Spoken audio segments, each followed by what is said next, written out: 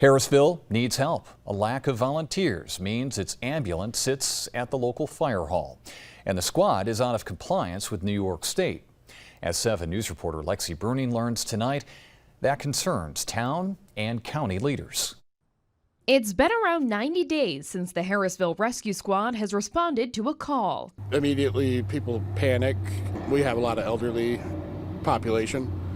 And, as you get older, you worry if you do need it, if it's not there to help you. The squad has 2 trained EMTs surfacing the towns of Diana and Pitcairn. But after 2 serious calls, they're hesitant to go back. They're relatively new, and I think sometimes they need the experience or like a mentor there to guide them. Smith says he's seen it coming. Harrisville isn't the first to lose its rescue squad, even just temporarily, and it won't be the last. Lewis County Director of Emergency Management Bob McKenzie says almost all volunteer and paid EMS agencies are facing the same dilemma with dwindling providers. Getting people to volunteer nowadays is pretty tough. The training regulations have changed.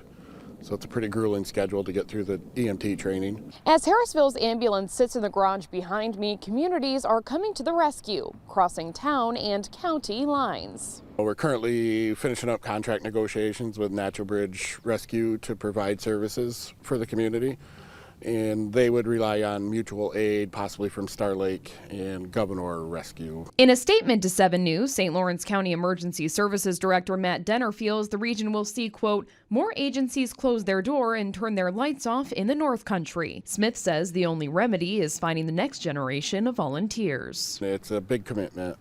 But, service in your community or providing a service, it really can be fulfilling to know that you're helping out for the greater good of everybody. Smith says the goal is to bring the Harrisville Rescue Squad back in service if and when volunteers are recruited and trained and gets back in compliance with the state. Lexi Bruning, 7 News.